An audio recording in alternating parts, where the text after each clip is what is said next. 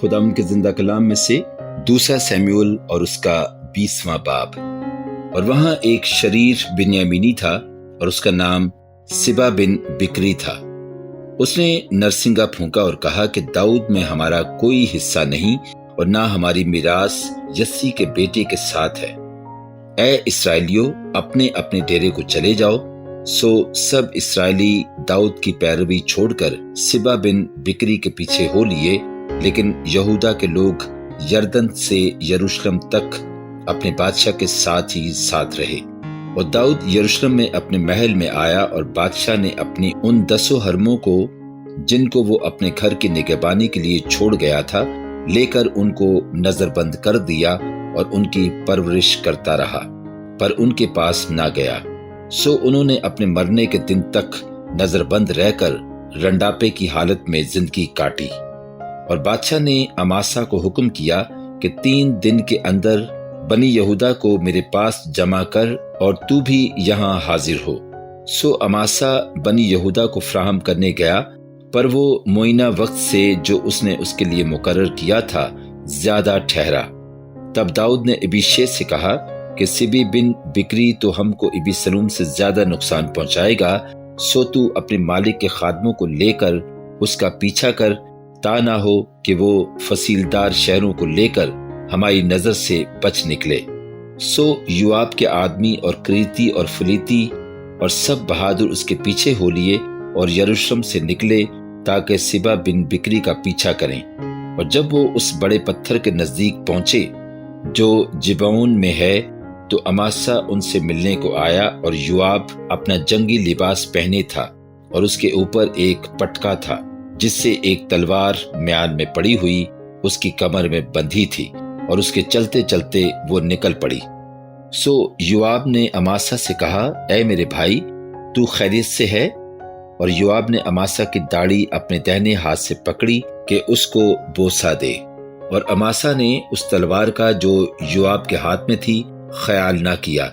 सो उसने उससे उसके पेट में ऐसा मारा कि उसकी अंतड़ियां जमीन पर निकल पड़ी और उसने दूसरा वार ना किया, सो वो मर गया। फिर युआब और उसका भाई अबीशै सिबा बिन बिक्री का पीछा करने चले, और युआब के जवानों में से एक शख्स उसके पास खड़ा हो गया और कहने लगा कि जो कोई युआब से राजी है और जो कोई दाऊद की तरफ है, सो युआब के पीछे हो ले। और अमासा सड़क के बीच अपने खून में लौट रहा था। और जब उस शख्स ने देखा कि सब लोग खड़े हो गए हैं, तो वो अमासा को सड़क पर से मैदान में उठा ले गया। और जब ये देखा कि जो कोई उसके पास आता है खड़ा हो जाता है, तो उस पर एक कपड़ा डाल दिया। और जब वो सड़क पर से हटा लिया गया, तो सब लोग युआब के पीछे सिबा बिन बिक्री का पीछा करने चले। और वो इसराइल के सब कबीलों में से होता हुआ एबील और बैत माका और सब बैरियों तक पहुंचा, और वो भी जमा होकर उसके पीछे चले। और उन्होंने आकर उसे बैत माका के अबील में घेर लिया और शहर के सामने ऐसा दमदमा बांधा कि वो फसील के बराबर रहा। और सब लोगों ने जो युआब के साथ थे दीवार को तोड़ना शुरू किया ताकि उसे गिरा दें। तब एक दानिशमंद औरत शहर में से पुकार कर कहने लगी कि जरा युआब से कह दो कि यहाँ आए ताकि मैं उससे कुछ कहूं। सो वो उसके नजदीक आया। उस औरत ने उससे कहा, क्या तू युआब है? उसने कहा, हाँ। तब वो उससे कहने लगी, अपनी लौंडी की बातें सुन। उसने कहा, मैं सुनता हूं। तब वो कहने लगी कि कदीम जमाना में यूं कहा करते थे कि वो जरूर इबील में सलाह पूछेंगे, और इस तरह वो बात को खत्म करते थे।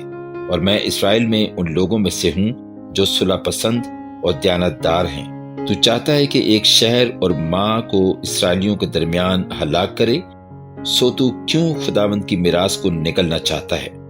युआब ने जवाब दिया, मुझसे हरगिज हरगिज ऐसा ना हो कि मैं निकल जाऊं या हलाक करूं।